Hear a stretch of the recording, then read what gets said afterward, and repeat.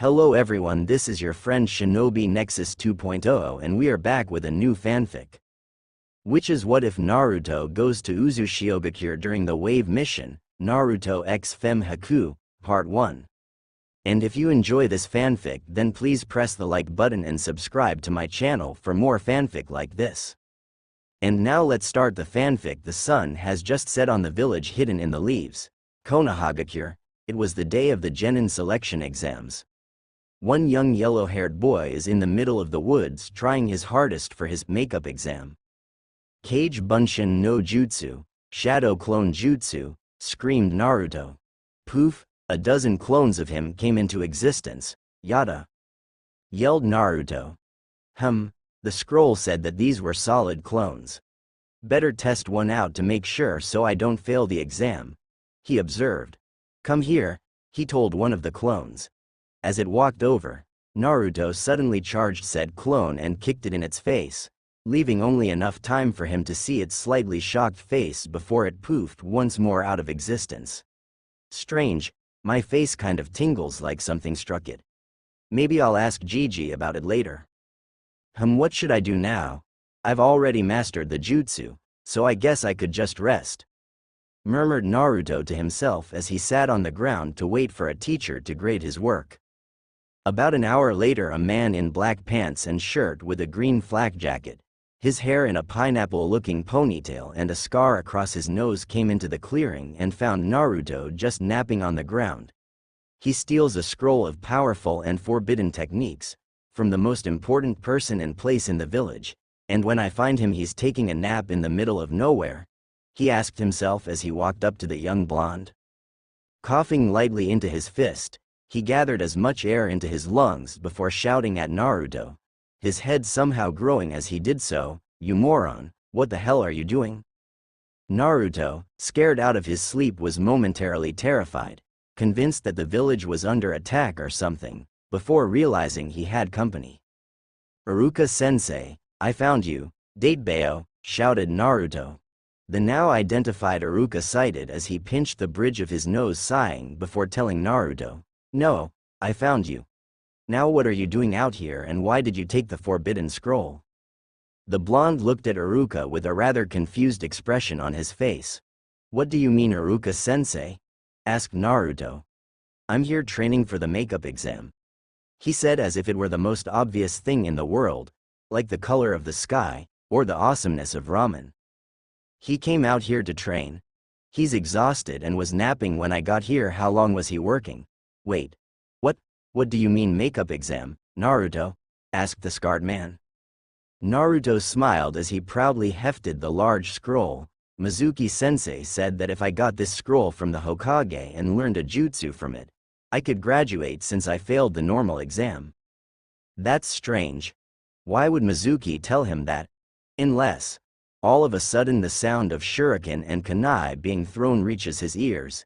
"Naruto, get down," shouted Iruka as he tackled his student. "Well done, Iruka, I didn't think you had it in you," shouted someone in a tree on the edge of the clearing. He was a silver-haired man in the same outfit as Iruka, but with a pair of gigantic throwing stars on his back. "Mizuki, what is the meaning of this?" shouted Iruka at the silver-haired man. "I've gotten rather bored here, Iruka. This place has been holding me back from day one, so I found a new master, one that will give me power. All I needed was a little gift and all that I ever wanted would be mine." "You're insane, Mizuki," shouted Iruka. "Come Naruto, let us leave this place and fulfill our every dream. Give me the scroll," screamed the demented silver-haired man. "Don't give it to him, Naruto," yelled Iruka. Cackling Mizuki simply asked, "And why should he listen to you, the one who lied to and hated him all his life? Do you want to know why you are hated, Naruto? Why no one loves you or ever will?" "Stop, Mizuki," yelled a desperate Iruka. "It's because you are the nine-tailed fox that attacked the village 14 years ago. It was you who killed the fourth Hokage. It was you who killed Iruka's parents." "What?" thought Naruto. "Is that true? Am I just a monster? Did I kill all those people? Did I kill the Yondaime and Iruka's parents? If that's true then I guess I deserve to be treated this way." No, He's not, shouted Iruka. He's just a child who's had a burden no man should carry on his own thrust upon his shoulders. He is Naruto Uzumaki, shinobi of Konohagakure no Sato. Naruto then remembered all the people who made his lonely existence bearable. The Hokage, Iruka, and the family who ran his favorite ramen stand, the Ichirakus, and he began to smile. Thanks Iruka-sensei, I know who I am. I am Naruto Uzumaki, the next Hokage. Mizuki just stood there and smirked. How can you be a Hokage if you're dead? He asked as he grabbed several shuriken and kunai and threw them at Naruto. Shit, thought Iruka as he tackled Naruto, getting him out of the line of fire, thus making the kunai hit him instead and pinned him to a tree. With Iruka pinned to a tree by kunai, Mizuki wound up one of his giant shuriken about to throw it, with Naruto watching from where Iruka knocked him down to. Say goodbye to your demon brat, Iruka, screamed the insane Chunin, as he let fly with the shuriken. No, I can't let Iruka-sensei die like this, but I'm not strong enough to beat him. Do you want power, boy? What? He thought as he fell into the blackness. Inside Mindscape, Naruto woke up groggily, before shortly realizing he was in a strange sewer, lying in the water. Ew, why am I in a sewer? Wait, Iruka-sensei. He started to panic slightly before realizing that before he could help his sensei, he had to find out where he was. Noticing the water was flowing like a river, he decided to go upstream to see where the source of the water was. Following the pipes, he soon came to a large chamber with an area sectioned off by gigantic metal bars closed with a paper with the kanji for seal on it. Feeling this was important, he walked up to the gate, only to jump back as a large pair of red eyes opened behind it, as well as a large toothy disturbing-looking grin appearing and a deep booming laughter being heard. So my warden finally graces me with his presence, said the same voice he heard in the forest. Where am I? Asked Naruto. We are in your head, Kit. The place that represents your mind, said the voice. Why, you're the fox, aren't you? The Kyuubi no Kitsune, asked a terrified Naruto. That I am, Kit. So do you want my power? Asked the fox. I do want power, but not yours. I want my own power so I can protect my precious people. If it is not my own, it would be a hollow victory, replied the young blonde. The Kyuubi stared at Naruto for a few moments before bursting out into laughter, and saying, Good answer, Kit, you're a warrior born. Tell you what, I think I'll give you a new power. Don't ask me how it works, as I only understand the basics myself. So do you accept? That depends on what this power is, and what you want in return, said Naruto, slightly suspicious of the giant fox. Once again the fox burst into laughter. This power is what I believe you mortals call a Kekkei Genkai, and all I want is a chance to see the outside world. Before Naruto could protest such an arrangement, the fox cut him off and continued his speech. I don't expect you to open the doors right now or anything like that. That comes later when I eat you. Right now I just want you to tear off a small part of the seal so that I can see through your eyes, smell through your nose, hear what you hear. After 14 odd years of being locked in a cage in the sewers, I've gotten rather bored.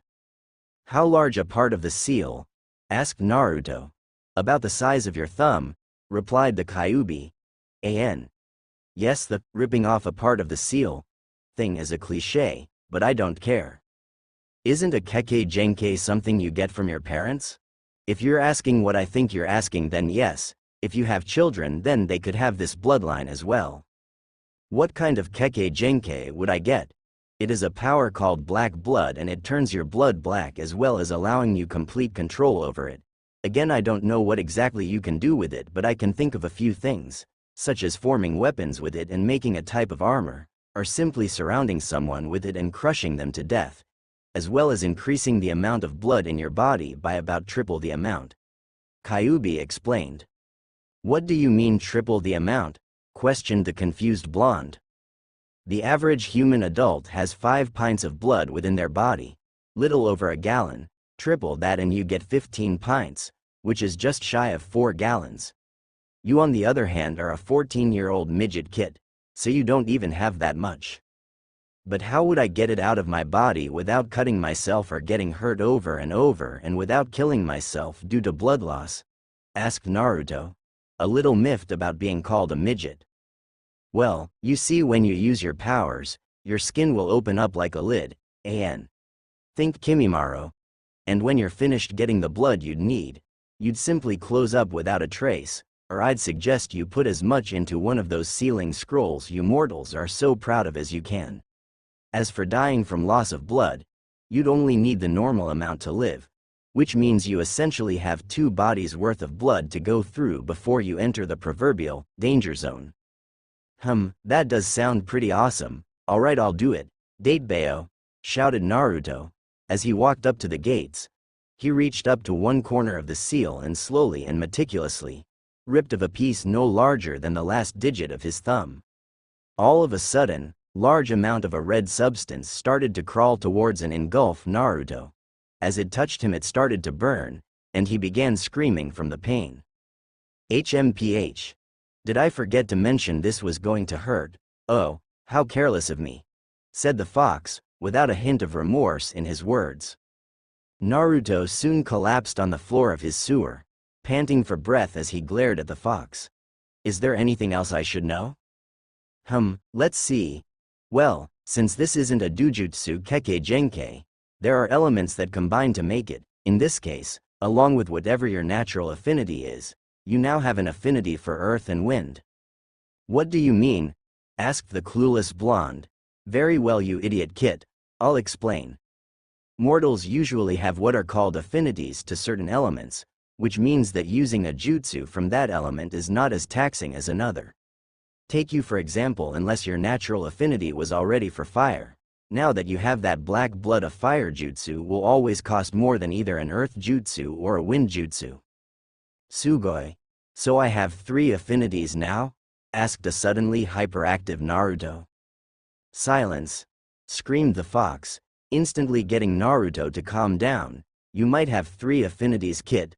Earth or wind might have already been your natural affinity, scolded the fox, leaving a sheepish Naruto. So my blood is now black.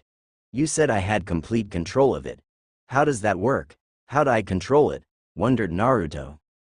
Yes, it is, and from my understanding you simply have to channel chakra to your black blood and then it will bend to your will.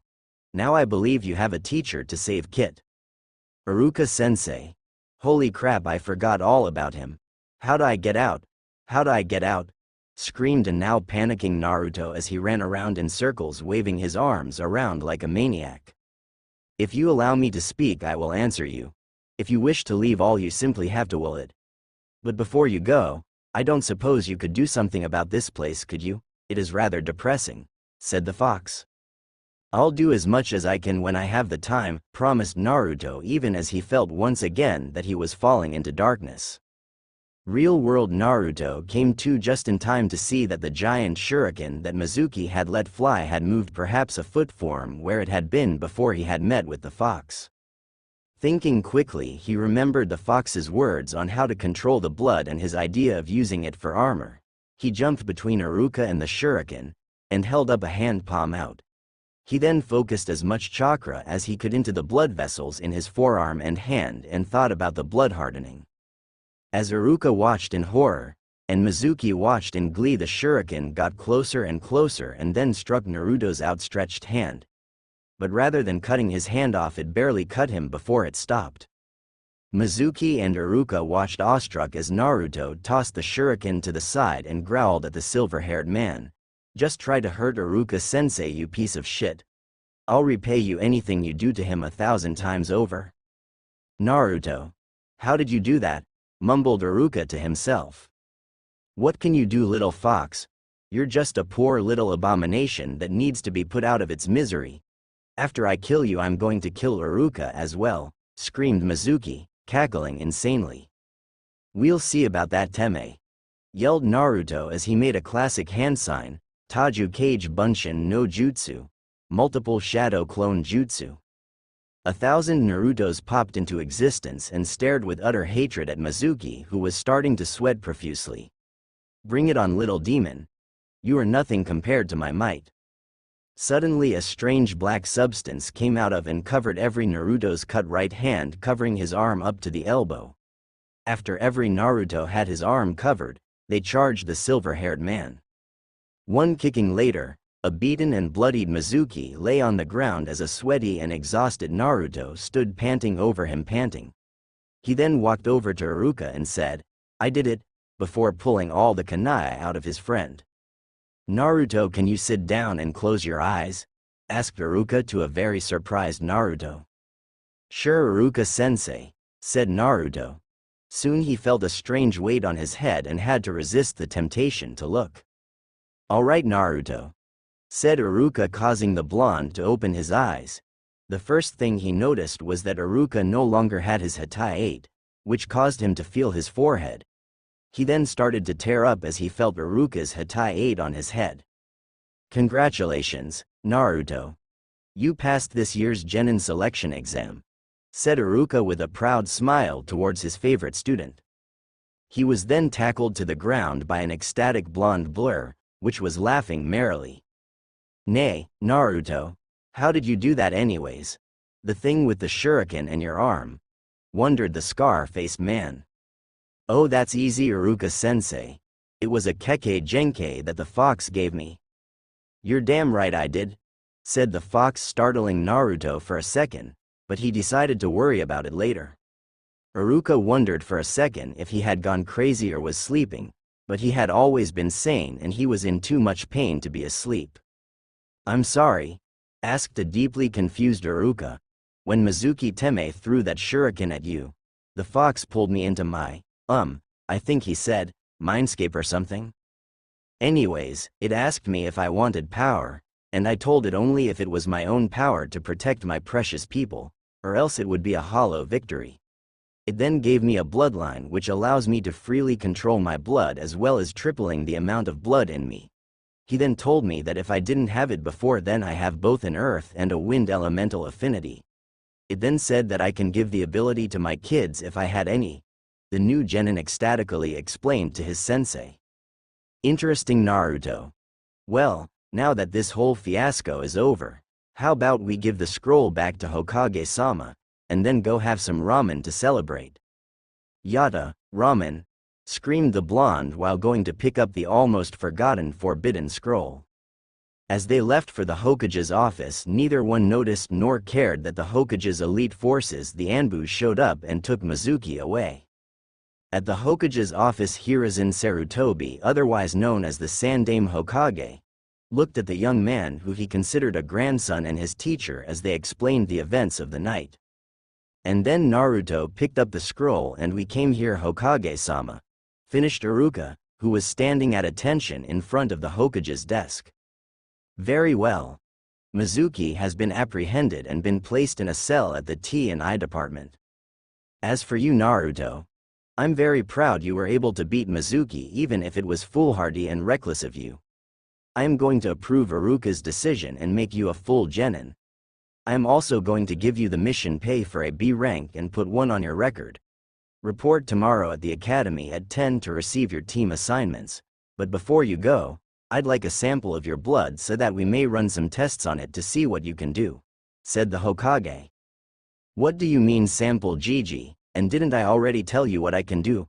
asked a thoroughly confused whiskered genin.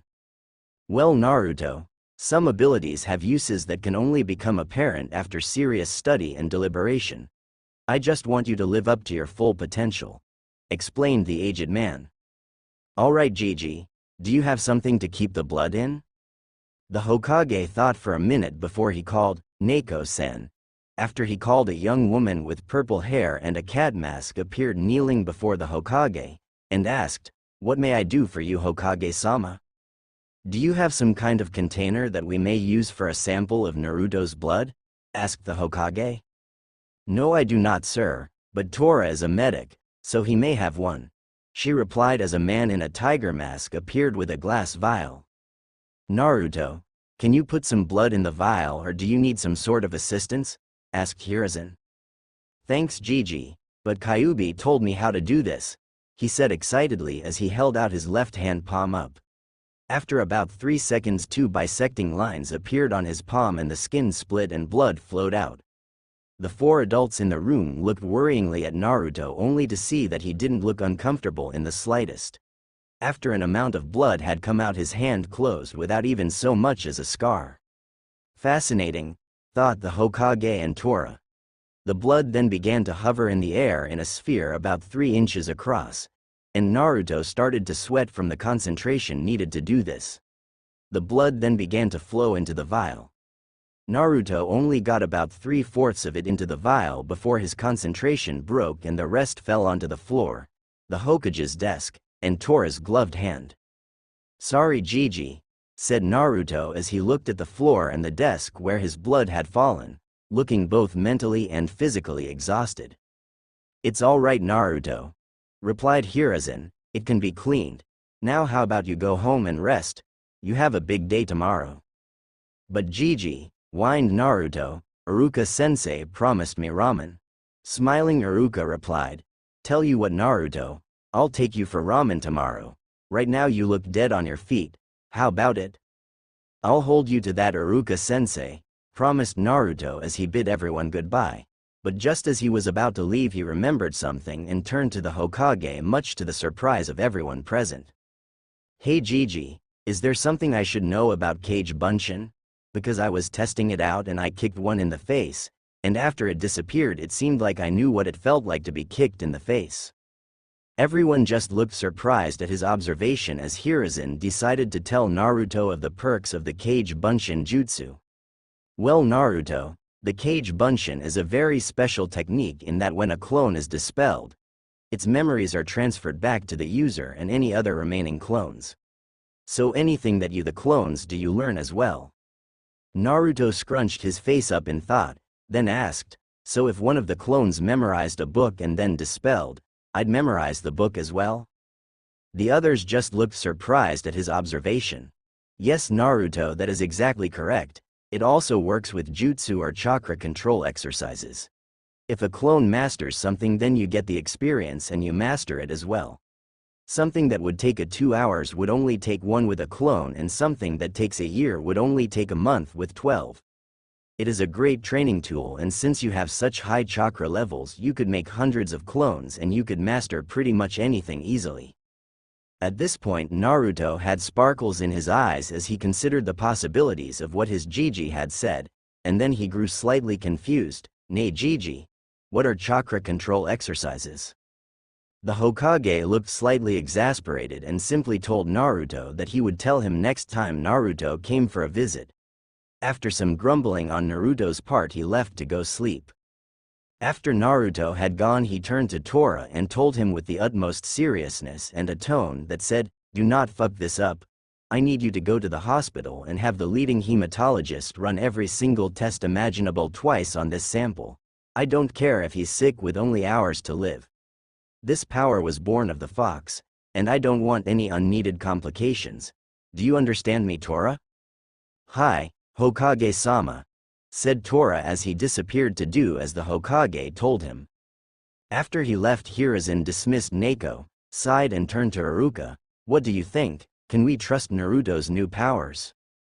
Iruka thought for a moment before replying, "We may not be able to trust his new ability, but I place every trust imaginable in Naruto."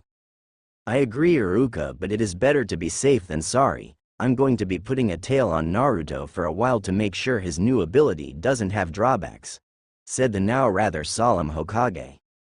"How long will this tail be on him?" asked the Chunin. Hiruzen thought about it and said, "Until his first C-rank mission." Iruka seemed to accept that and bid the Hokage good night. After he left, the Hokage swiveled his chair to face the window and sighed. It's going to be a long next few days. After Naruto had done all the things necessary to go to bed, he crawled inside, and just as he was about to drift into unconsciousness. "Kit, we need to talk. I will be doing as much of the story as I can. However, I've only ever watched the anime up to Naruto getting Tsunade's necklace, and after that I've only ever read the manga and watched the Snow movie. If people want a filler arc, then an adequate number of people have to request it in time for the arc. I'm not going back." Also, this will not be one of those fics where he's a goddamn pariah. No daily beatings. No drunk chunin stabbing him when he was 6. No having to steal from people because when he bought things he ripped off or get something moldy. The worst he gets is hateful stares and hurtful words. He's lonely and that's it. I will try to do, but that will only be after the time skip when he is 17. I've been thinking about it and I've decided to change the elemental affinities to earth and wind, because as far as I know there is no bloodline for that. And that isn't the dust bloodline because the dust bloodline is earth, wind, and fire. Insert joke here. This will be the only major change I'm going to do in this story. I'm kinda surprised at the turnout too. I mean, it's been less than a day and I've already got 500 views, 19 favorites and 45 followers. Wow. I honestly thought it'd take a lot longer to do that much. Maybe I'm underestimating the number of people on the site. Brown Phantom. I honestly didn't think he was told that much other than control, affinity, and capacity. Guest 1. What? Eagle 12. I know I already PM'd you but I thought I'd be fair. He will be reasonably smart but he will have his idiot moments. The Kyuubi is going to guide Fredden him to what he thinks his container should be like. He'll be serious, but not a psychopath. Hoity. Yeah, I know. In fact, that was actually one of my main concerns as to which elements I should have picked. You're right about the Shikatsumiku thing, though like I said earlier I'm not going back. Xavion. Yeah, the ANs weren't a good idea. For me, no matter what I write, whether it's a school paper or a story, I can never find a good place to start. And like I said last chapter, I have zero confidence in my writing ability. As for the poisons, it seems rather rushed, but I think that his natural Uzumaki healing factor as well as the Kyuubi would take care of most but the strongest of them. Guest 3. No Naruto, Hinata, there's way too many of the damn things already. While I do like her as a character, I feel she doesn't have a strong enough will to be with Naruto. Hell, she'd probably go comatose from their first kiss. This will be a pure Naruto femme Haku fic. Ryujin 96. I really can't think of a way to do that. Red Hot Mito. I like my way better. Hello, human speech. Hello, human thought. Hello, demon speech. Hello, demon thought. Jutsu Naruto's bedroom. Kid, we need to talk. Mindscape Naruto once again felt himself falling into the darkness. Except this time he rather welcomed it. He again found himself in front of the cage. What do you want, furball? Asked a tired Naruto. Screw you, kid, I just wanted you to make good on your promise to fix this abysmal sewer, retorted an annoyed fox demon. What do you want me to do? Inquired the blonde. I don't give a damn as long as there's more green, grumbled the fox. Naruto thought for a moment and then closed his eyes. When he opened them up, it was an improvement. They were now in a cave with the stalactites and stalagmites acting as the prison bars with sunlight pouring in through holes in the ceiling, which allowed moss to grow all over the place. One thing that was similar was the steady drip, drip, drip of water upon the small pools that were everywhere. All in all, it was a rather beautiful place for those poetically inclined, which sadly neither inhabitant was. What the hell is this? Roared Kyuubi. It's the best I could do on such short notice, and if you don't recall, I had a life or death struggle not 2 hours ago. I'm tired and I want to sleep. Also, you said you didn't care as long as there was more green. Whined Naruto, pointing to the moss. The fox, realizing the blonde had a point as well as not liking his own words being used against him, decided to remain quiet. So may I leave now? Asked Naruto. Not yet, kid. I want to have a word with you about your conduct as a ninja. I want you to get your head in the game. Act serious, I have a reputation to uphold. What do you mean, Kyuubi? I do take being a ninja seriously. No you don't, kid. You treat it as if it were some big game. Well, newsflash, it's not. It's a life filled with death and isolation. In your time you will have to kill and you will most likely also be killed. And before you say otherwise, look at your Gigi. How many shinobi are his age? How many are half his age? Naruto sat there trying to think of a comeback. Listen to me and maintain my image and I will do all I can to help you, but know this. If I catch you slipping up, I will devour your soul in an instant. Do I make myself clear? Naruto after a moment's thought nodded. Alright Kyuubi, if you think you can help me, I will do as you say. But so help me, if you lead me down what I think is the wrong path I will not hesitate to turn around. Said Naruto to the fox, with eyes shining with determination. After a brief stare down both parties grinned. This was going to be an interesting relationship. The next day as Naruto awoke from his slumber he began to remember the events from last night. Man, that was one crazy dream, he said as he began stretching. I agree with you, Kit. I am too good to be true. Said the kitsune, startling Naruto enough where he fell out of bed.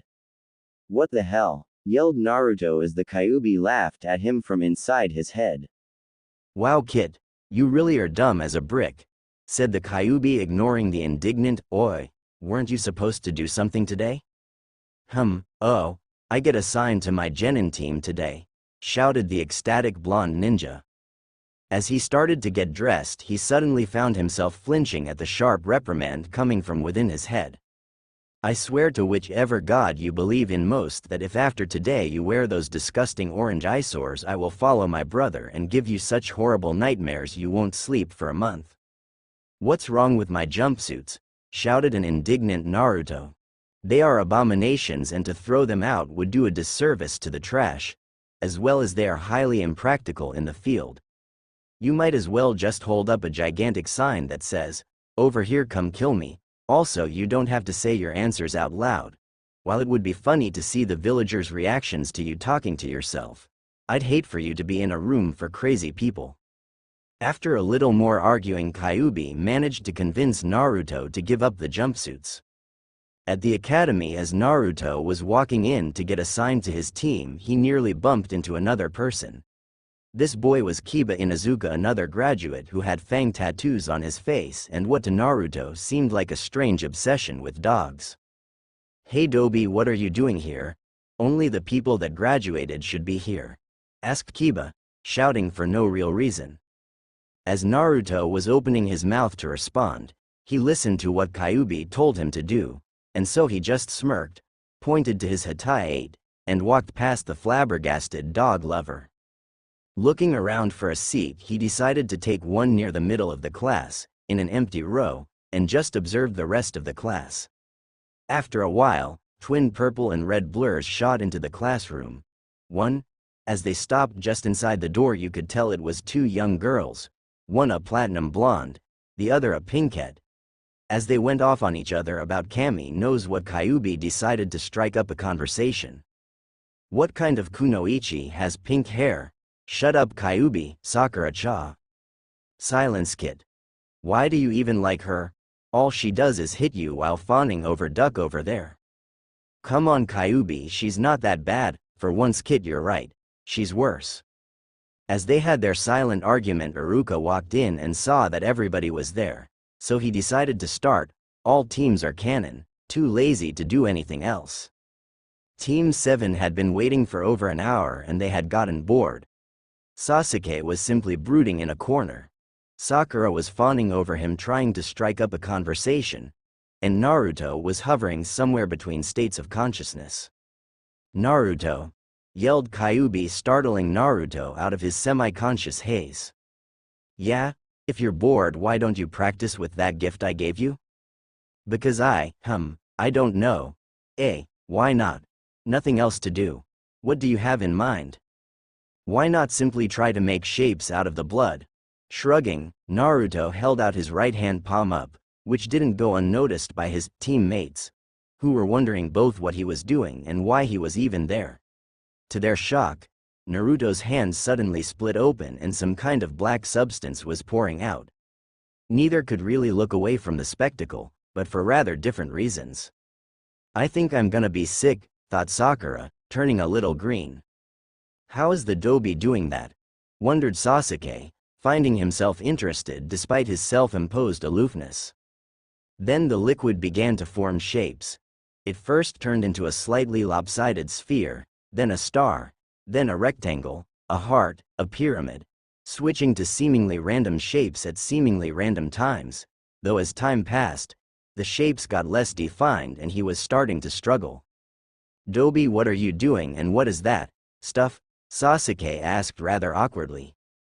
"Well, Teme, I'm trying to control it, and as for what it is, it's my blood," he said casually, as if simply remarking on the weather, though his new comrades almost threw up.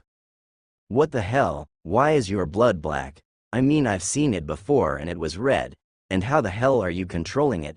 screeched the pink-haired Kunoichi, nearly deafening both of the males. Worse, "Shut up."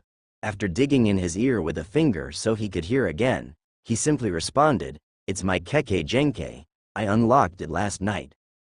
For his part, he and Kyuubi were holding their laughter in at their flabbergasted expressions. Sasuke was the first to come out of his stupor, and seemed to take it personally that the Dobi could have a bloodline and that he unlocked it before Sasuke himself unlocked his, so he once again retreating to a corner to brood. Sakura returned to the world of the living a few minutes later and decided not to believe him, since him having a bloodline would put him somewhere near her Sasuke-kun. Not at the same level, of course, but close enough. Naruto was simply content to, for the moment, ignore his companions and focus on his new training, trying to keep his focus and make more and more complex shapes. But he could only keep his focus for at most a few minutes, and make the most basic of shapes. And then the fun of his teammates bickering over dating rights would begin again and would make it harder for him to do anything. This was the scene that Kakashi walked in on, another hour and a half later, a black-haired one in a corner seeming angry for some reason, a pink-haired Kunoichi fawning all over him outrageously, and the third blonde one sitting near the windows, with a black mass hovering over his hand, forming shapes. Kakashi had been told of Naruto's new abilities, yes. But being told was one thing, seeing was another. While he was slightly intrigued, he hid it well behind his mask of indifference. "Team 7. He lightly asked, which apparently startled the new genin. As the brooder shot to his feet, the pink-haired one jumped so hard she fell out of her chair, and Blondie lost all concentration and the black liquid just fell to the desk. "You know you're cleaning that, right?" deadpanned the Junin. After some mild cursing, he continued with, "Meet me on the roof in 5 minutes. Before vanishing in a swirl of leaves. "So how about we introduce ourselves, likes, dislikes, plans for the future, dreams, things like that," said Kakashi lightly. "Well, sensei, how about you do it first and show us how it's done?" asked Sakura. All right. My name is Kakashi Hatake. I like many things. I dislike a few things, and I really don't have a dream. Now you pinky." Slightly miffed at the nickname and the lack of information, Sakura said with some obvious strain in her voice. "My name is Sakura Haruno. I'm the best Kunoichi in the class. I like Sasuke, and hate Naruto, and my dream for the future." Well, she looked at Sasuke at this point and gave a squeal that sent a slight shiver down the spine of the three men. Pointing at Sasuke, he said, "You're up, sunshine." Sasuke, HMPHED, and began. "My name is Sasuke Uchiha, and I don't have very many likes, which means I have a large number of dislikes. I don't have a dream, but I do have an ambition. To kill a certain man and restore my clan." Kakashi sighed as Sakura blushed at both his ambition and how cool he was. "All right, Blondie, you're up," he said, pointing to Naruto. Naruto paused for a moment, and then, once again following the advice of Kyuubi, simply shrugged and said, "Naruto Uzumaki." After a few moments of silence, Kakashi asked, Well, what? Are you going to finish?" "I did." "No, you didn't. All you gave was your name. But isn't that the same amount of information you gave Kakashi-sensei?" Kakashi once again sighed, and decided to let it slide for a bit, as Sakura was berating Naruto for trying to be cooler than her Sasuke-kun. "So I have a brooding avenger, an annoying fangirl, and a petty blonde. I'm screwed." Well, now that we're introduced, at this point Sakura just HMPHED let me tell you about your next test. What do you mean, Kakashi-sensei? I thought we already passed our genin test, asked Sakura. Well, Sakura, that was just to weed out the hopeless. This next test is to sift out those with actual potential, and has a 66% failure rate. This test will take place at Training Ground 7 at around 7 o'clock tomorrow. Don't be late. Oh, and you probably shouldn't eat breakfast or else you'll throw up. Yane, e. The silver-haired Junin then disappeared in a swirl of leaves with an evil chuckle, leaving the three of them with their own thoughts. HMPH, I'll no doubt pass this test. These losers probably won't, and then I'll be apprenticed to a Junin and I'll get strong enough to kill him. I don't care if Naruto passes, I just want to be with my Sasuke-kun. I really hope I don't have to do all this crap again. Too many life or death struggles are bad for you. Speak for yourself. Somewhere in town walking around, Naruto was simply wondering how to pass the time. What do you think, Kyuubi? Well, you could go shopping for clothes, or do that clone thing the decrepit old man was talking about. Hey, Gigi is not a decrepit old man, Dadbao. Whatever, just do something, you're boring me. Naruto then walked into a shop called Higarashi's, considered by many to be the best place in town for ninja supplies. Hello, can I help you? Asked the girl behind the counter. Yeah. Can you direct me to the ninja clothing section? Not if that's what you're going to wear. It's in the back just past that rack of swords. If you need anything, I'm Tenten. Naruto, after grumbling about how no one appreciated the color orange, thought for a moment and just couldn't help himself. What's your name if I don't need anything? After dodging several kunai, he made it to the clothes section and started picking stuff out. After about 10 minutes, he walked up to the counter and placed down several sets of the same outfit. Black shinobi pants, black shinobi sandals, with a dark green camo jacket, and an orange sash.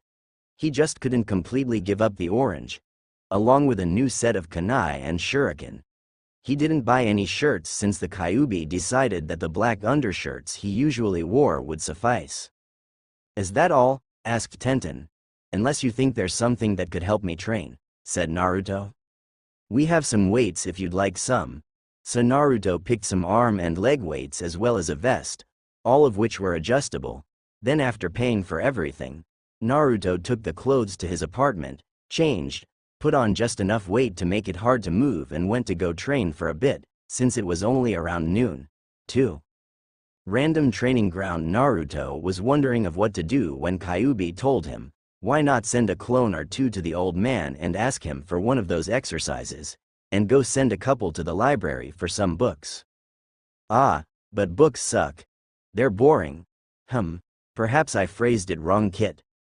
Send about 10 clones to the library now. Although, you should probably henge them so nobody wonders why there are 10 of you at the library.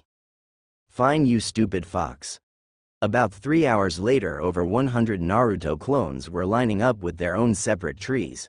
All had bruises and scratches, and all were panting. Another 100 clones were working on controlling the black blood. All the while that this was happening, the real Naruto was simply working on his body. Push-ups, pull-ups, sit-ups, laps, punching and kicking a training log, and throwing kunai and shuriken. This was the scene that Iruka walked in on as he was about to take Naruto for some ramen. Wow, he only heard about it yesterday and he's already using the Kage Bunshin, shadow clone, to help him train. He's going to be terrifying in his prime. Hey Naruto, how about we get that ramen I promised you and you can tell me about your new sensei? Sure, Iruka-sensei, just let me do something, he responded as he turned back to his clones. Alright, if you're almost out of chakra, dispel. The rest of you henge and go to the library and just read whatever. At this point most of the clones dispelled, leaving only around 10 with the original Naruto and those at the library, giving them a massive case of memory overload and a huge headache. Ah! What the hell? Screamed the blonde. Well, that's what happens when you get several weeks' worth of memories in a single second, explained Iruka. So dispel slowly next time, right? Yeah. Naruto's apartment next day. Naruto was about to leave, when Kyuubi asked, "Kid, why haven't you eaten anything?" "Well, Kakashi-sensei told us not to since we would puke." "No, he suggested you not eat. There is a rather large difference. Besides, if he is going to work you as hard as he said, then you're going to throw up regardless of whether or not you have something in your stomach, and if he's as late as he was yesterday, then anything you eat now will have been mostly digested by then." "I suppose you have a rather good point, Kyuubi. Do you think I should send some clones to the library now?" "Sure, kid. You should also leave a number here to practice wall walking and then ceiling walking." "Training ground. Hello, Sakura-chan, Teme," said Naruto casually. "Dobi, what are you wearing?" asked Sasuke. "Yeah, Naruto. Stop trying to impress me. It's not going to work." "Sasuke is my one and only," yelled Sakura. "Why is the first thing you think when you see me doing something different, is that I'm trying to impress you? Are you really that full of yourself? How could I not have noticed?" "Because you're a moron. Because that's the usual reason," replied Sakura smugly. Naruto shrugged, not able to deny the truth behind the words, and simply said, "I felt like a change. I'm a ninja now, so I should at least look the part." "Whatever, Dobi, new clothes or not, you're still going to fail this test. Once a loser, always a loser." Naruto shrugged again and sat in the shade to work on his blood control, which with the work of his clones had increased dramatically. 3.5 hours later, training ground. "Yo," said the silver-haired Junin. "You're late," screeched Sakura. "Hey, well, my alarm clock was broken," he said as he pulled one out of his hip pouch, which was working perfectly, and a pair of bells. "Alright, your job is to get these 2 bells from me before noon, which is an hour and a half away. If you can't get a bell in that time, you will be tied to a stump and I will eat your lunch in front of you." As Sakura and Sasuke's stomach growled, all 3 genin had the same thought. So that's why he didn't want us to eat. Everyone noticed that Naruto's stomach hadn't growled and stared at him. Naruto, for the umpteenth time that day, shrugged and said, "It was only a suggestion. You only have to get 1 bell.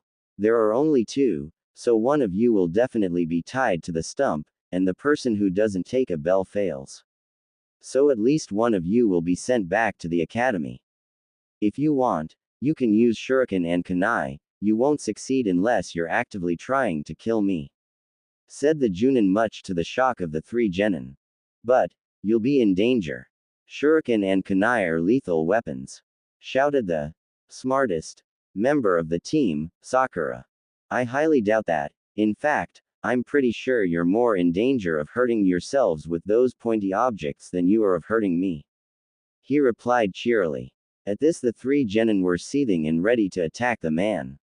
He let the statement hang in the air, just to get that extra juicy dose of weak killer intent from his genin. "Now, begin." As he said this, all 4 of them jumped in different directions, with Kakashi going to the middle of the clearing. A rather nice breeze began to blow across the training field. The Junin looked towards the forest. Not bad. I can sense them, of course, but they could probably hide from any genin to low-level Chunin opponent. As he thought this, he felt a presence behind him and turned to see Naruto just standing there nonchalantly. "Or not. You know that you're supposed to be hiding, right?" wondered the Junin. "Something tells me that even if I tried to hide from you, I wouldn't be able to. I mean, you are a Junin for a reason. If a genin could sneak up on you, then you suck at your job," said the boy to the Junin. "Thanks for bringing up that point, Kyuubi," thought the boy to his demon. "No problem, Kit, though I am going to have to stop spoon-feeding you the answers," said the Kyuubi. "Oh, you caught that?" asked Kakashi. "There's also no way that a fresh from the academy genin could so much as touch you without a direct line to Lady Luck, so something else is going on. I don't know what that something else is, but there you go." Impressive. He figured about half of it out. "I'll have to silence him before he can tell the others," thought Kakashi. "As a Junin sensei, I am supposed to teach the 3 basic shinobi arts. Lesson 1, Taijutsu. he told Naruto as he placed one of his hands into his hip pouch. Isn't taijutsu hand-to-hand combat? So why would you be reaching for a weapon? Asked Naruto. A weapon? Aren't you cocky? You are nowhere near the level required for me to use a weapon on you. Replied Kakashi as he pulled out an orange book with the title, Ika Ika Paradise. Sensei, why do you have a book? Asked the confused as all hell Genin. Why? So that I can figure out what happens in the end, responded the silver-haired Cyclops.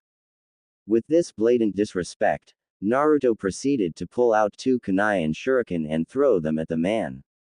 He then pulled out another kunai and charged as Kakashi caught one of his kunai, blocked the rest of the projectiles with it, and then dropped it. When he reached the Junin, Naruto quickly tried a horizontal slice to cut the man's head off, which was even more quickly ducked under. Naruto then twisted his body in order to heel kick the man, which Kakashi dodged by moving to his left. Naruto then took another swipe with the kunai only for the man to jump backwards. Naruto used the momentum for his swipe in order to spin full circle to increase the power when he threw his kunai. But no one was there. All of a sudden Sakura burst out of the bushes screaming, "Naruto, behind you!" At this Kakashi started saying, "Tula," before getting interrupted by 4 black spikes shooting out of Naruto's back.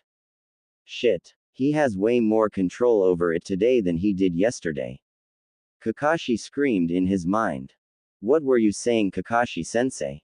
Asked Naruto, before getting curb stomped into the river. Well, that didn't go as planned. Thought Naruto to himself underneath the water. What the hell did you expect? You said it yourself, you wouldn't be able to lay a finger on that guy. So what am I supposed to do? Naruto thought back as he used chakra to stick to the bottom of the pond. Think about what he said. There are 2 bells but 3 of you, which would be a 66% pass rate, but yesterday he said it was 9 out of 27, which is 33%. That means that either only 1 of each team will pass, or 3 out of 9 teams of 3 will pass. Now, what does that mean? How the hell should I know? The only thing I can think of is that we are supposed to work together. But, having only 2 bells would make it so that we would fight. Exactly, Kit. What better way to defeat your enemies than to pit them against each other? You may have a point there.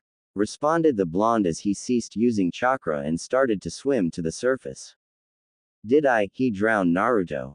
Was the combined thought of the 3 people above the water as Naruto hadn't surfaced in over a minute.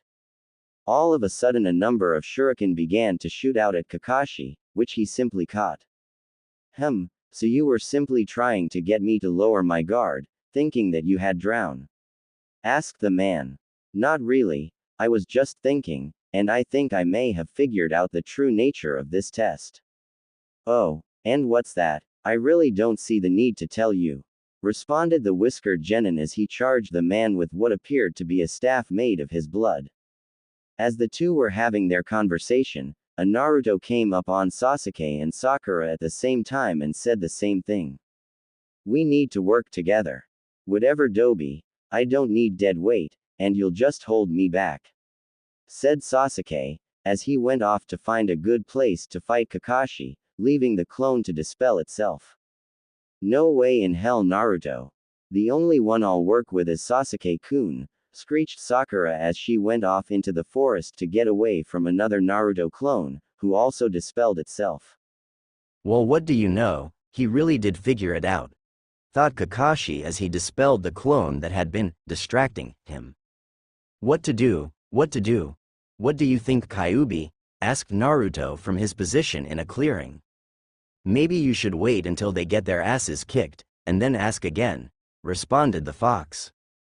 After having a rather pleasant discussion about which type of meat is the best, Naruto said pork while Kyuubi said rabbit. They hear a scream. Looks like Sakura is out of the running. Thought Naruto to the Kyuubi. Probably, let's go wake her useless up. Kyuubi commanded Naruto. Searching through the forest, Naruto felt a large flare of chakra. So Teme is fighting too, huh? I'll find Sakura first and then go scrape him off the forest floor. Soon enough they come upon an unconscious Sakura, and began shaking her to get her awake.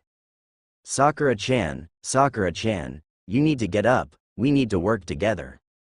Soon enough, Sakura began to stir. As she was waking up she started to mumble and then without warning, pounced on Naruto, screaming, Sasuke-kun. After realizing what was going on, she immediately let go and slapped Naruto. Naruto, what are you doing, you pervert? Stop trying to feel me up while I'm unconscious, she scolded. What did I do? I was shaking your shoulder trying to wake you up when you jumped on me, and indignant blonde shouted back. Whatev, Sasuke-kun. Now look what you did. You distracted me so I would lose track of Sasuke-kun and he would die, so that you wouldn't have competition, didn't you? She screeched, accused of him. I've heard blondes are stupid, but I guess they only hold second place when the pinkettes are involved.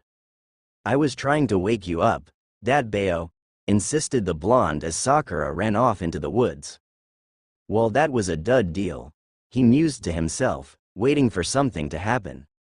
Ah, Sasuke-kun is just ahead, sigh. Let's go check it out, Kyuubi. I say let them stew in their own filth. Naruto then proceeded to walk over to where he heard the voice from while arguing with the fox.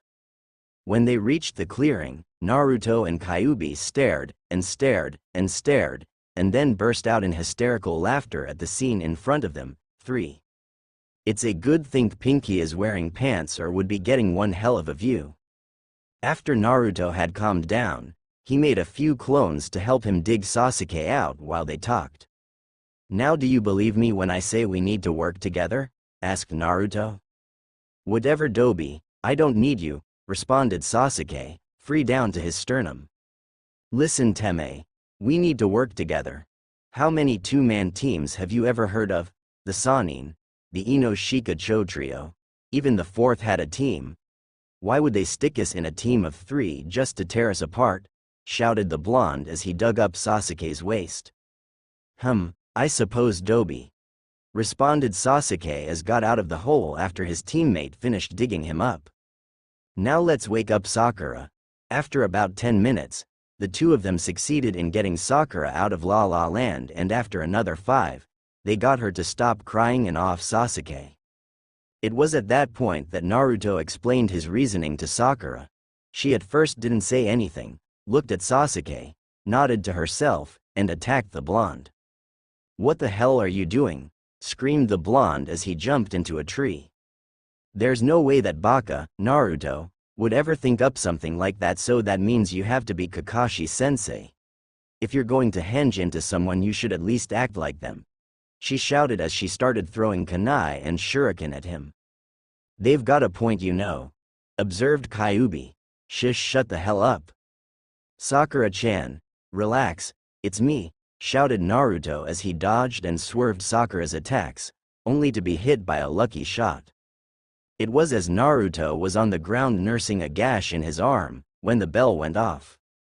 5 minutes later it was an awkward silence that the 3 genin potentials shared as Kakashi walked up to them, with Sakura tied to a post, Sasuke sitting there, and Naruto with his arm wrapped in bandages. What the hell was that? Kakashi near about screamed at the 3 of them. This was a total disaster. Sasuke, you decided that the others were worthless and would only bring you down, and then when Naruto was under attack, you did nothing to help him. Sakura, you did absolutely nothing but try to suck up to Sasuke, and Naruto, you tried to do everything by yourself. Naruto did figure out the test, but I need to see actual teamwork, not just talk. Let me ask you something, do you think this is a game? You make me ashamed to be called shinobi. If I had my way, you would be dropped from the program, but I'll give you one more shot, and that's it. Eat your lunches, but Sakura doesn't get any. And with that the man left the 3 of them with an awkward silence. So what now? Asked Sakura. Here, Sakura-chan. I ate breakfast so I shouldn't be too affected by not eating, and we all need our strength. Responded the blonde as he held out his bento. Here. Sasuke said suddenly as he too offered some of his bento box to Sakura, saying, we can all share. That way we all get to eat some food. And besides, what better way to show teamwork than to feed a starving comrade? As the two males were taking turns feeding the girl, a huge cloud of smoke poofed into existence and out of it Kakashi appeared. You, he screamed, effectively making the three genin crap themselves. You. Pass. 3. Kakashi finished with a smile, getting a WTF face from all of them. Huh? Was the combined intelligent response. You pass? You are the first to disobey me and feed their comrade, and a true ninja must see underneath the underneath, said the silver-haired man as he walked to the stone in front of the posts. This stone has a list of heroes. It is a list of those who lost their lives in the line of duty. The names of all my friends are on this stone. Remember, those who disobey the rules are trash, but those who don't care about and abandon their comrades are lower than that. As he was talking, the three children were hanging on every word like a lifeline. He's awesome. Now that concludes the training for today. Meet me here at 7 a.m. Tomorrow we begin our duties as Team 7. The Junin shouted as he gave the three a thumbs up. Yeah, screamed Sakura and Naruto. Hokage's office 1 month later. The past month became rather routine for Naruto. Wake up, send several shadow clones to library, train with other shadow clones in control, meet up with team, do teamwork exercises for a few hours, eat, do a mission, train some more, go home, eat, go to bed, sleep. Wash, rinse, and repeat. Naruto once more followed the fox's advice and started pumping as much blood as he could into a pair of sealing scrolls, which led to an incident where he had to go to the hospital from lack of blood. With his exercises in control of both his chakra and blood, he is now able to make rather complex shapes for longer periods of time. However, the more complex, the less time he can control it. The third Hokage was sitting at his desk once again reading the report on Naruto's blood sample. Subject: Naruto Uzumaki full report. This new type of blood, while exactly like normal blood in most ways, has distinct differences to normal blood. The most obvious being that it is black. 4. This is due to the fact that it has several times more iron than normal red blood cells, which given the subject's control over it could make it a very versatile and deadly weapon. It also has no discernible blood type. When placed with other samples of blood, the subjects, for lack of a better word, infects the normal blood, turning it into the black blood as well, meaning that the subject could make near infinite amounts by taking the blood of others. It is unknown what would happen if it were to be placed into a living host, but with the aspect of control, it could have very interesting mission aspects. However, when placed with other blood with a Kekkei Genkei 5, it reacted in an extremely violent manner, injuring several of my assistants. When the blood infects another sample, the sample becomes like the black blood in every way. Report end Hiruzen sighed as he took a draw from his pipe. I should get Naruto a physical to see how his body has acclimated to the blood. Just then, a rather scratched up Team 7 walked in, carrying 6, a struggling brown cat with a red ribbon in its hair. Captured Tora mission complete, Hokage-sama, reported a saluting Kakashi, who coincidentally didn't have a scratch on him. Acknowledged Kakashi. I'll have your team's pay when you walk in tomorrow, said Hiruzen as he placed the demonic feline in a cage to be delivered to its owner. All right, so what do you want to do next? We have painting a fence, carrying groceries, cleaning up lit. Hell no, Gigi. I want a real mission, something that's an actual challenge, yelled Naruto. He does have a point, Hokage-sama, said Sakura, while Kakashi just looked impassive, and Sasuke, as usual, brooded. Very well, Naruto, I think I have the perfect C-rank mission for you, he said as he pulled out a scroll. You will be escorting your client to his home in the Wave Country. You will protect him from things like bandits and thieves. He then raised his voice and said, send him in. After a few moments, 7, the door opened and in came an old man with gray hair, a huge backpack, a straw hat and a bottle of sake. This is my escort. I wanted ninja, not a bunch of brats, he slurred. I assure you, sir, that I have the utmost faith in my team, said an inwardly annoyed Kakashi.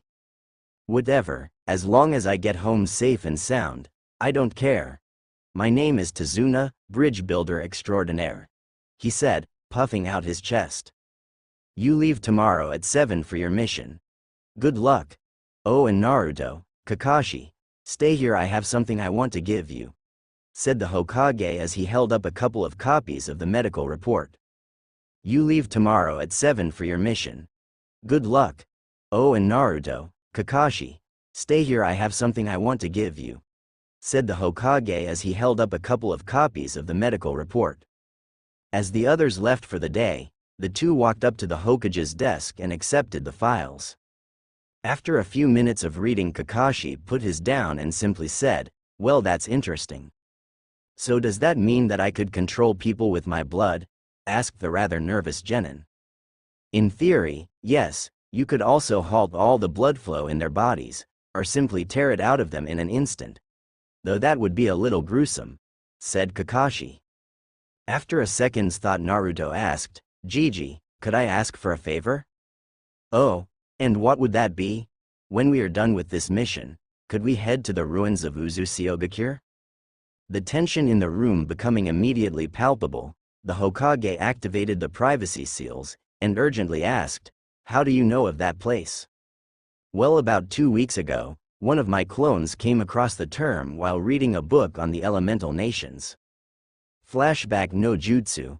Man, I'm bored, grumbled one of the Naruto clones disguised as a middle-aged man, while he flipped through the glossary of a random geography book he pulled off the shelf. Let's see. Oni no Kuni. Interesting, but no Shimo no Kuni. Don't really like the cold. Tori no Kuni. Too many nobles. Tasuki no Kuni. Never really thought of the moon. Always asleep when it comes out. Sume no Kuni. Nah, Kiba's mom is terrifying. Uzu no Kuni. Hey Uzumaki. Uzu no Kuni. Sounds interesting, he thought as he began to once again flip through the pages. Let's see what the book has to say. Uzu no Kuni. Located off the coast of Hai no Kuni, and home of Uzushiogakure and the infamous Uzumaki clan, known for their vibrant red hair and powerful chakra. Also known as the Village of Longevity, due to its inhabitants' notoriously long lives. The shinobi of this village were also notorious for their skills in fuinjutsu, which allowed them to do things with chakra thought impossible beforehand. The village was well known for its relationship with Konohagakure, with the Uzumaki being one of the 3 clans which helped found it, along with the Senju and the Uchiha, as well as for the Uzumaki clan's relationship with the Senju clan, with the first Hokage marrying one of its members. In fact, this relationship between villages led to the Uzushiogakure symbol being put on the flak jackets worn by Chunin and Junin level shinobi of Konohagakure as a symbol of trust and friendship between the villages. Unfortunately, the village was destroyed and its people, if not wiped out, then scattered to the winds, during the Second Shinobi War, which has had a major impact on the world of shinobi and fuinjutsu, which may never be recovered. My clan was famous. They had an entire village. Why has nobody told me about this? Is this why I don't have a family? So the spiral is the symbol of another village, huh? Fuinjutsu, maybe I should give it a shot. I wonder if I could ever visit the place where my ancestors lived. The place which could have been my home, thought the clone as he dispelled. Flashback no Jutsu Kai. After that, I decided to learn some more about fuinjutsu and Uzushiogakure. I've actually been able to make some stuff, but this is it, explained Naruto as he pulled out 7 small sealing scrolls, 2 of which had his kaketsu sealed inside, and a mass of exploding notes. Naruto, how long have you been able to make those things? Inquired the Hokage. Well, the notes are really easy to make, oddly enough, but I've only been able to make the sealing scrolls for a couple of days, said the blonde. If that's so, then how did you seal your kaketsu inside those 2 scrolls? Asked Kakashi as he pointed to the 2 in question. I bought them, explained Naruto, but they were really expensive, Gama-chan. One was almost completely dead, and I didn't really seal all that much into them, only about 7 liters each. Well, I don't see why I shouldn't let you go, but I also don't see why I should either. Tell you what, if you promise to bring back everything you find for myself and a seal master to look at, as well as giving your teammates each one of your scrolls and some of the notes, then you can go.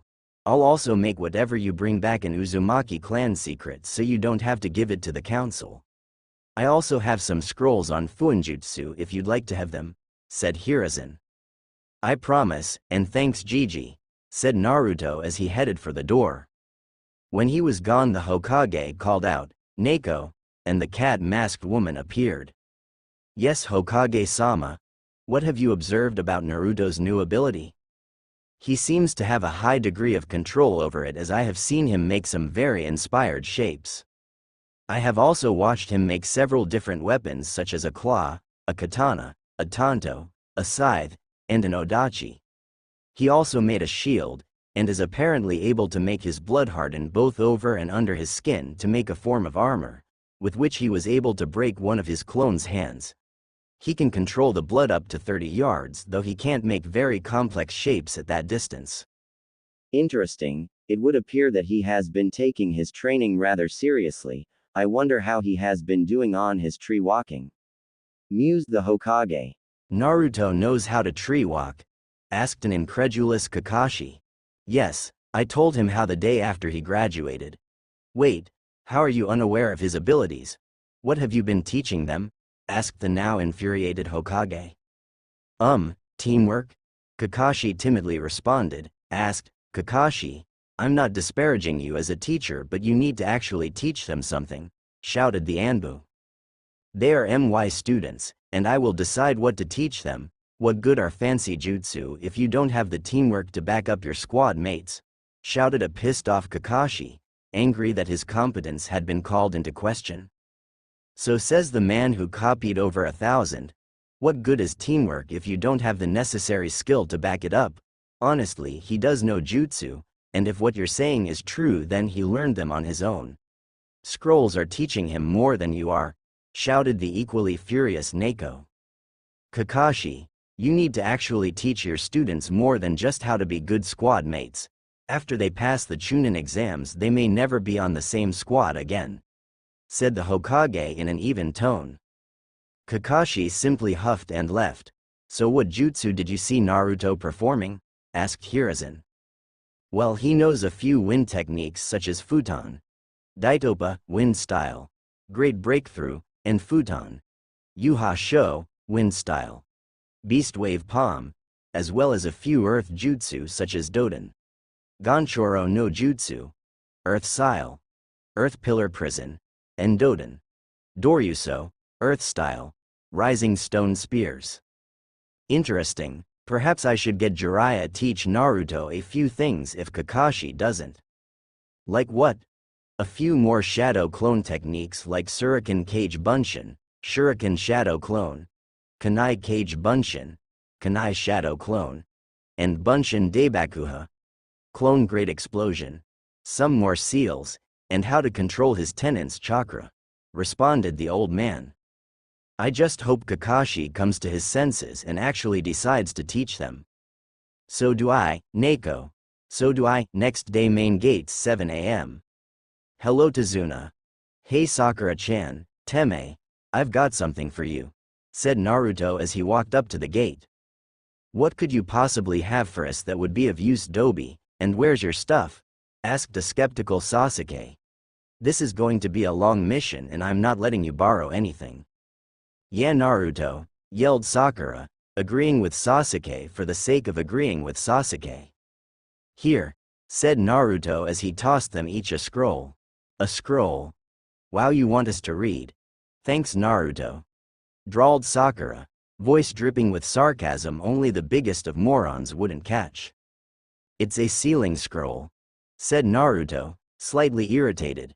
You use it to store things so that you don't actually have to carry as much, allowing you to travel faster and without as much strain. I have a few others, one of which has all my stuff in it. Wow, Naruto, where did you get it? Asked Sakura. Naruto shrugged and said, I made it. HMPH, yeah right Dobie, if you made this then it's not going to work. You probably just bought it somewhere and said you made it so you don't seem as useless, jabbed Sasuke. Yeah Naruto, shouted Sakura again. If you don't want them then give them back, said Naruto. No way Naruto, these things are valuable, shouted Sakura. They are? Asked Naruto. I just thought the store where I got my first two was really overpriced. Well if you did make them you could sell them, said Sasuke. What about these? Asked Naruto, pulling out around 100 explosive tags. What the hell are you going to do with all of those? Screamed a panicking Sakura. I don't know. Set him off, responded Naruto. Where? The Hokage Mountain. Sakura was now getting slightly hysterical. Do you guys want some? Asked Naruto, not really caring for the slight mental breakdown his teammate was going through. Sure, said Sakura, calming down in less than a second. Sasuke just shrugged and held out his hand after giving them each 30 tags. Naruto sat down near the gates to read one of the scrolls on Fuinjutsu the Hokage gave him. Main Gate 730. Hello everyone, said Kakashi nonchalantly as he walked up to the gates. You're late, screamed Sakura. Sorry I was packing and I didn't notice the time, said Kakashi apologetically. Then you should have packed yesterday, said Naruto as Sasuke nodded. Is everybody ready to get going? Asked the Junin, completely ignoring the blonde. No Kakashi-sensei, I was waiting for you to show up so I could ask you to wait for a few minutes while I fed my fish. Deadpanned Naruto. Anyways do you want one? Asked Naruto holding out a sealing scroll. I don't see why not, said the silver-haired man after a moment's consideration. As he sealed his pack into the scroll, he turned to his team and client and said, all right if we leave now, we should only have to camp once and we'll be there by noon tomorrow. Sasuke, Sakura, we have an addendum to our mission. What is it Kakashi-sensei?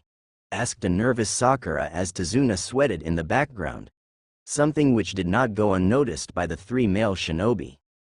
When we are finished with the mission we are going on a side trip to a place called Uzushiogakure, which made Tazuna confusingly sigh with visible relief. We're going to an allied village, asked the confused Pinkette. No, we're going to its ruins. The village was destroyed in the early years of the Second Great Shinobi War. So why are we going there? Asked Sasuke, finding the whole conversation pointless. Because I asked a favor of Gigi, explained Naruto. What do you mean Naruto? Asked Sakura. I asked if we could go there after our mission was over with since it wouldn't be too far out of our way. Why would you want to go there? Because I want to see my home, said Naruto cryptically. What do you mean, your home, Dobi? Konoha is your home. I'll give you 3 guesses as to who said that. It's the village where my clan came from, said Naruto. What clan? You don't have a clan, you're an orphan, said Sakura. Naruto sighed, as he pulled out the book he found 2 weeks ago, turned to the pages on Uzu, and held it out to Sakura. As she read, with Sasuke reading over her shoulder, their faces went through several changes, not the same ones at the same time of course. Confusion, shock, disbelief, disdain, anger, fear, and fascination being some of them. What? Naruto's clan helped found Konoha? Why weren't we taught this in class? If this is any indication then I seriously need to stop harassing him before he goes postal on me. HMPH, whatever. Couldn't have been that strong if they were wiped out. Well, now that that's settled, let's get on with the mission. Random location on the road about 5 hours later. Team 7 was on the road to Wave's border. Naruto took the lead with Sasuke, Sakura and Tazuna in the middle. Kakashi took the rear, making sure no one snuck up on them. Nay. Sensei, does Wave have shinobi or a cage like Konoha? Too, asked a curious Haruno. No Sakura. Wave is more of giant port than an actual village. They don't have a shinobi academy, therefore no shinobi. Unfortunately, it also means that Nuke Nin tend to hide out there, said Kakashi without a care in the world while reading his book. Sakura paled when she thought of fighting renegade ninja. Sasuke just smirked in anticipation. Only the 5 great nations are allowed to call their leader a kage or shadow. Ho no Kuni, the land of fire, has Konohagakure, the village hidden in the leaves, and the Hokage, or fire shadow. Kase no Kuni, the land of wind, has Sanagakure, the village hidden in the sand, and the Kase cage, or wind shadow. Kaminari no Kuni, the land of lightning, has Kumogakure, the village hidden in the clouds, and the Raikage, or lightning shadow.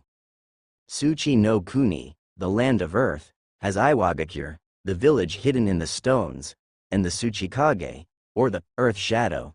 And finally there's Mizu no Kuni, the land of water, with Kirigakure, the village hidden in the mist, and the Mizukage, or the water shadow, said Naruto, who was also reading a book like his teacher, but it wasn't a smut one. Soon the group came across a puddle. That's weird. Why is there a puddle there? We haven't had rain in days, it's a hot dry day, and we're nowhere near a water source. Plus the ground is dry and dusty, so it should be absorbed into the ground by now. Realizing that something must be up, he looked back at Kakashi and made the slightest of motions with his head, gesturing towards the puddle. Kakashi, astounded that Naruto noticed, simply nodded his head almost imperceptibly. Let's see what you can do, Blondie. Suddenly 2 people with the scratched headbands that signified they were missing nins of Kirigakure came out of said puddle and wrapped Kakashi in an odd chain. One down, said the one with his right hand in a strange gauntlet, as they tore Kakashi to shreds. Immediately after they killed the Junin, Righty went after Naruto as Lefty went after Tazuna and Sakura.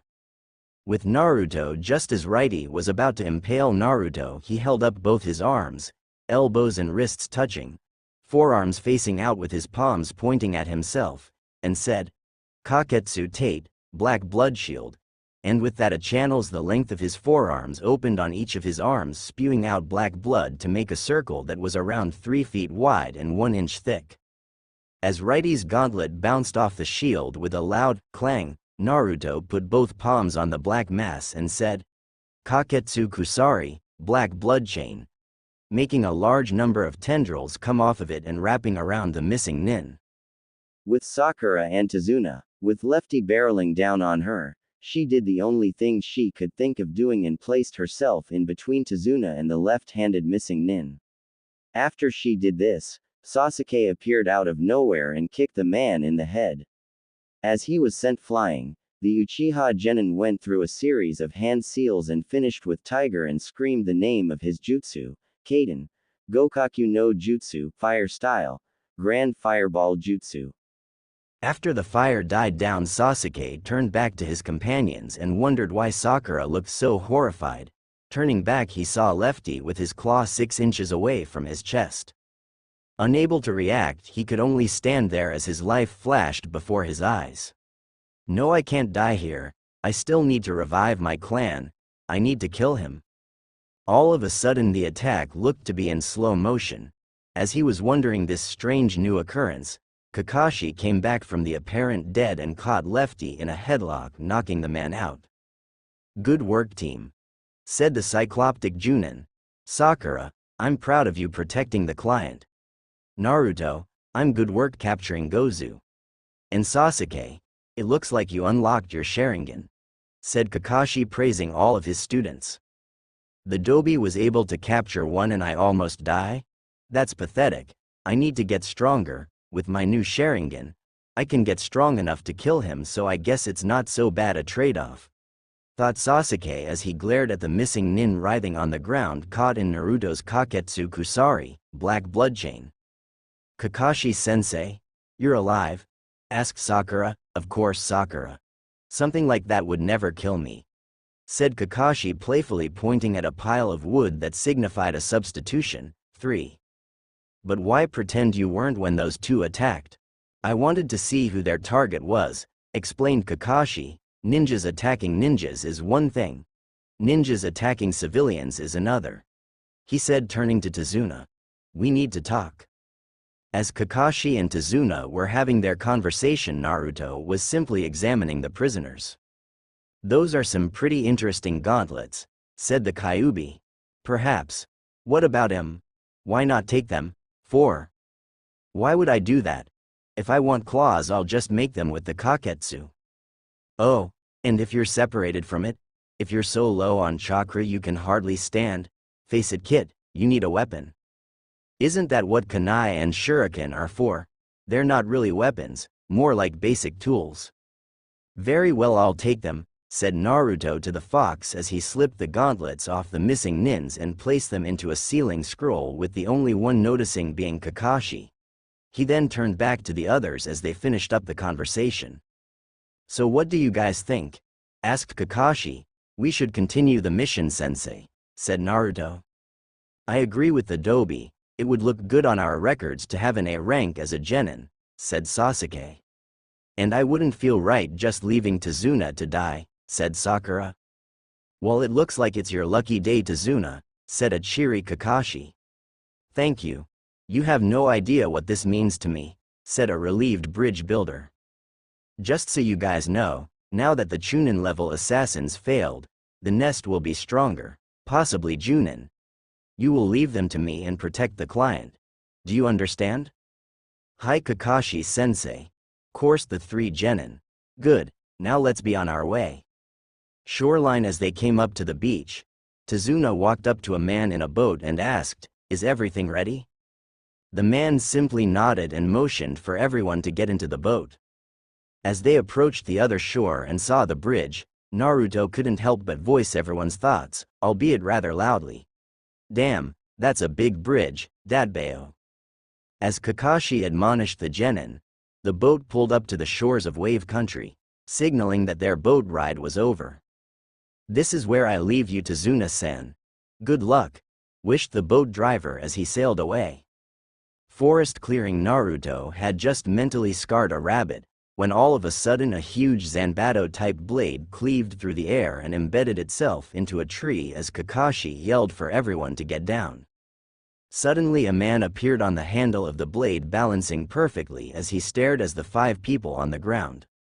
Sharingan number Kakashi. No wonder the Demon Brothers lost.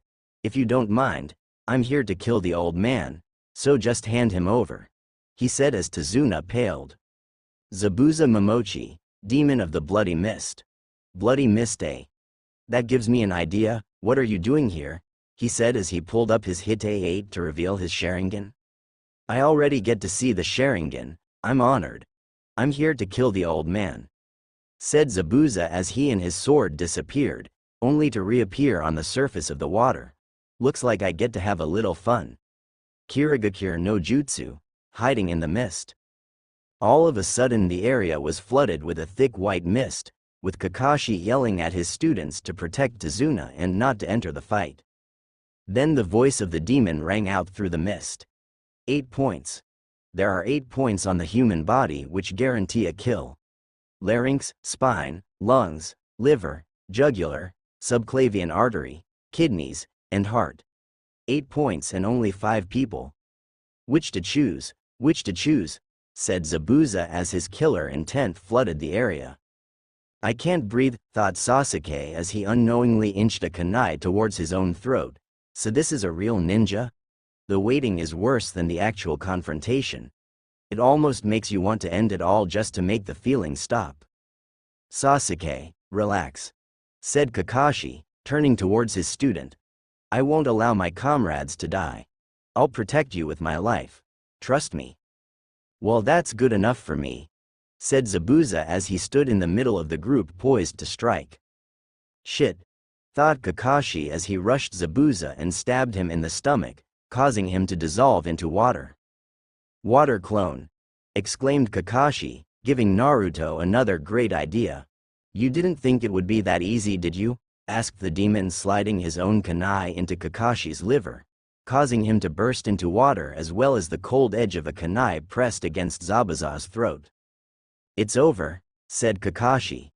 Zabuza just laughed as he dissolved into water, with the real one appearing behind Kakashi, swinging his sword. Kakashi ducked a swing of the blade but couldn't get out of the way in time to stop himself from getting kicked into the lake. What's with this water? It's so heavy, almost as if it's crap.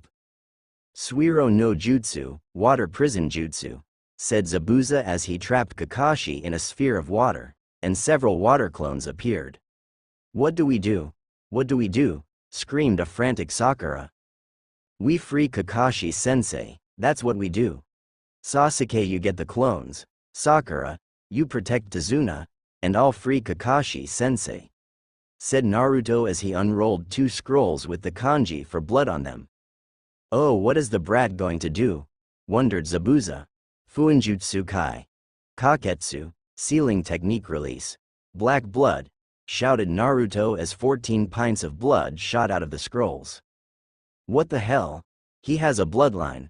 Oh, this is not good. Haku, you better come through for me here.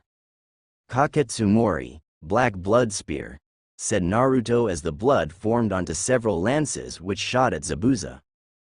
Damn, thought the demon as he was forced to move to avoid getting skewered, freeing Kakashi. The blood then came back to Naruto, surrounding him in a cloud, some of it forming into a pair of katanas. A swordsman. Not a lot of experience, but he's got latent talent.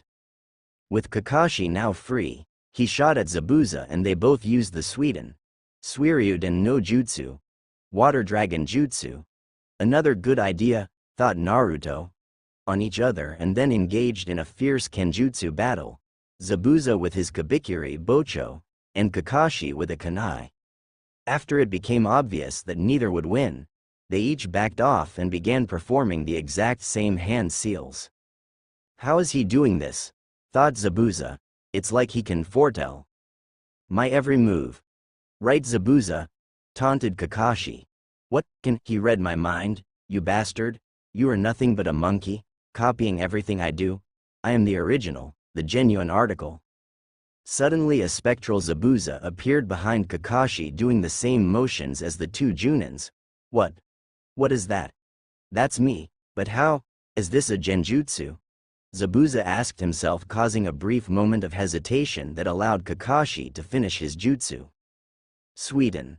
Kaibakufu no Justu, Great Waterfall.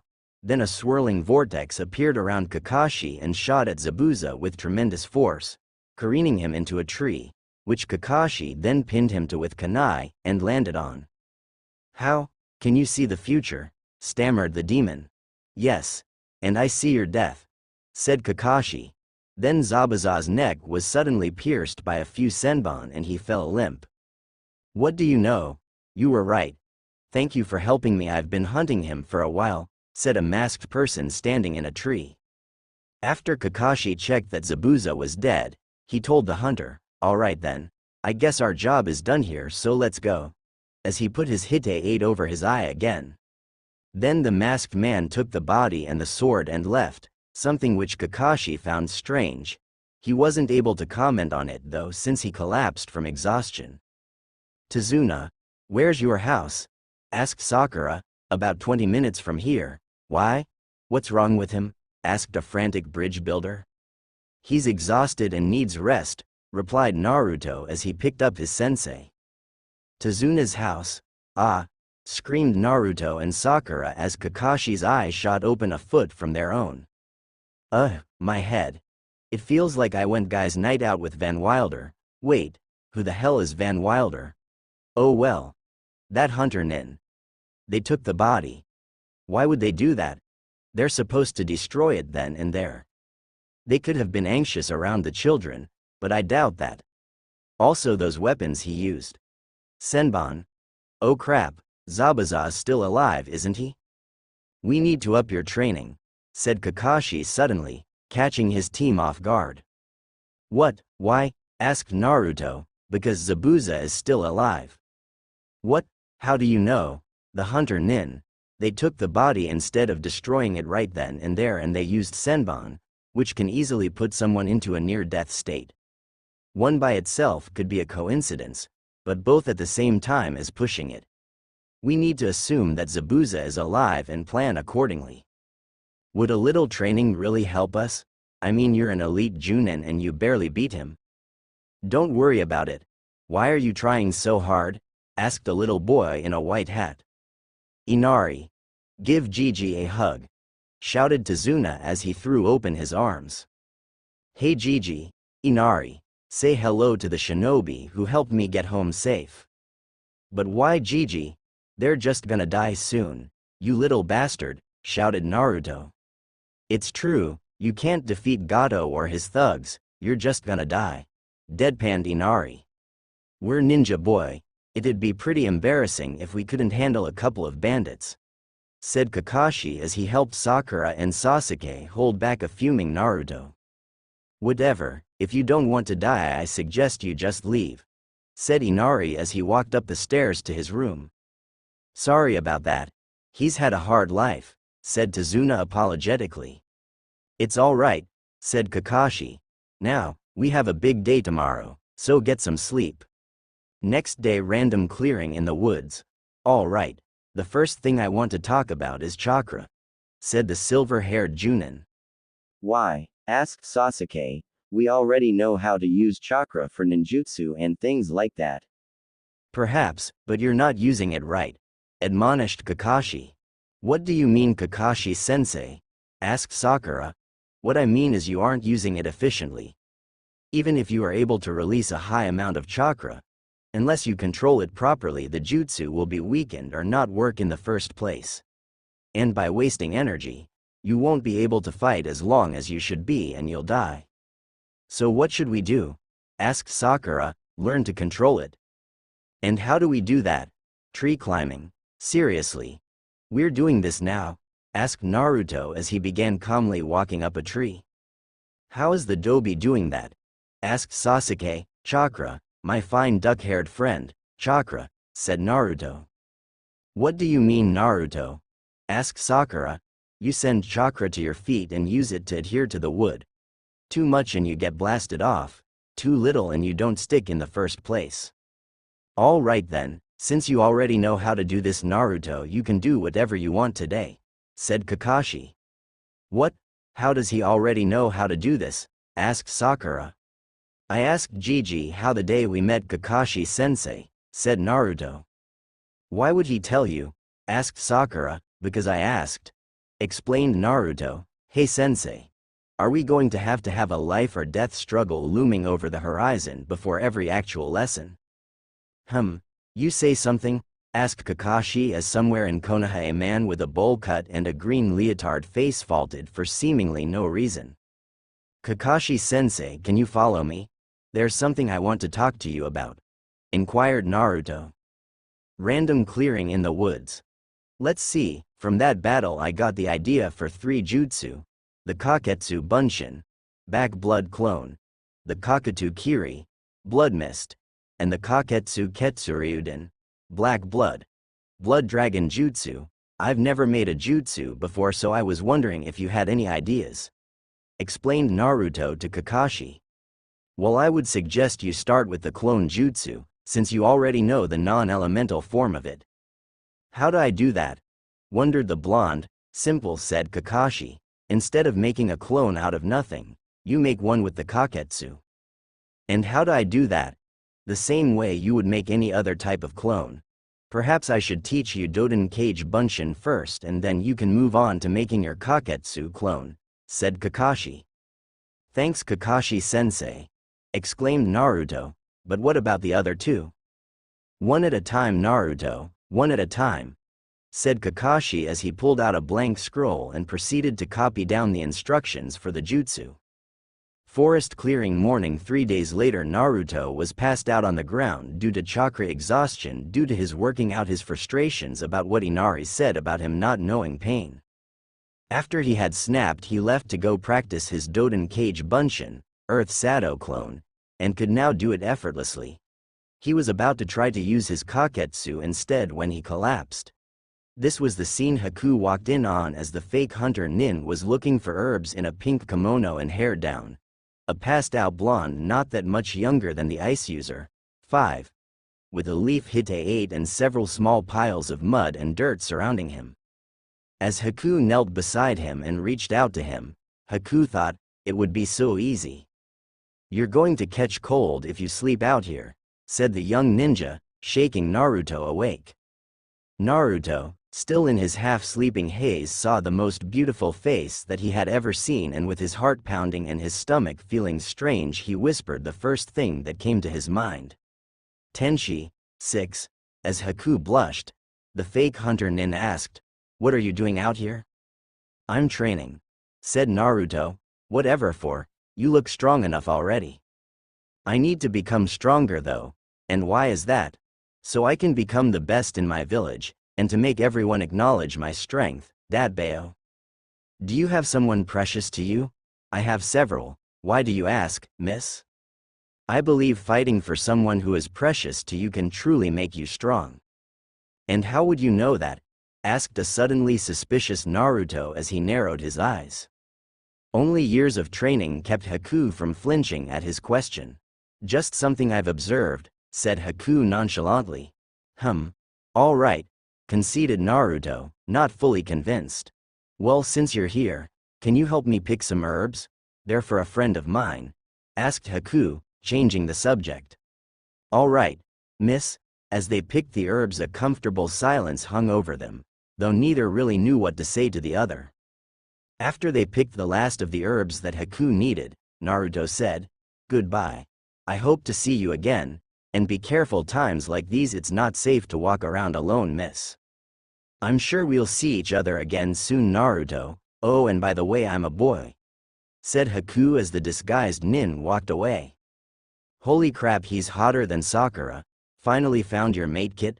This one is at least acceptable." "Sorry Kyuubi, I don't swing that way. Though I get the feeling he wasn't telling the whole truth about something. I better follow him."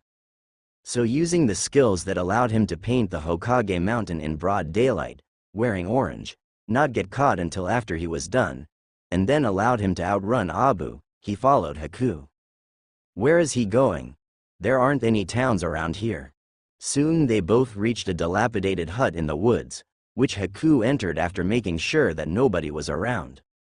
What could possibly be in there? His friend, but why would he check to see if the coast is clear? Naruto then snuck in after making a cage bunshin and ordering it to follow anyone who came out that wasn't him, and found Zabuza lying in a bed with Haku standing next to it as an angry-looking midget with two bandits yelled at him. "What am I paying you for? You get the job done or I'll dispose of you and find someone who won't be beaten by a bunch of brats. Keep your panties on, Gato. I was unprepared last time. What with Sharingan Kakashi and some brat with a bloodline I've never seen before," said Zabuza. "I don't care if the Hokage himself showed up. You kill that bridge builder or our contract is finished," screamed Gato as he walked out followed by his samurai bodyguards. "How much longer do we have to keep working for that slime ball? He tends to look at me a little too much," asked Haku.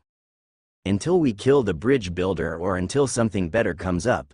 He's keeping the hunter nin off our backs, and if we kill him that'll make too much of a fuss." After giving a very feminine giggle, Haku asked, "So which of those kids had the bloodline?" "That was kinda cute," thought Naruto. "The blonde one," replied Zabuza, making Haku stiffen momentarily. "Why, are you interested, little girl?" "Little girl?" Haku told me he was a guy, unless she was lying to protect herself. "A little bit, no, just wondering. I need to report this to Kakashi-sensei," thought Naruto as he left the shack. With the clone, "Okay. Boss said to follow anyone who isn't him, so I guess I'll follow the short guy." After a while the short man and his two bodyguards came to a small fortress and he followed them in thinking, "Who is this loser? Why would he have such a large and well-defended place? Damn missing nin. It's a good thing I never intended to pay the bastards anyways," Gato thought out loud to himself. "And my men will have fun with the girl." Girl? Does he mean Haku? Haku is a girl? But why would she tell me she's a guy? Unless she was protecting herself, thought the clone. "You all know your jobs, right?" asked Gato to the shirtless thug. Yeah. When you go to kill Zabuza or anyone else that remains after the attack, we go get Tazuna's family in order to get some leverage on him," said the thug. "Correct. I don't understand why that idiot, demon, actually thinks I'm going to pay him. So much cheaper to hire bandits, though no match for ninjas, mused Gato. I need to tell the boss this, thought the clone as it went to go find a safe place to dispel in.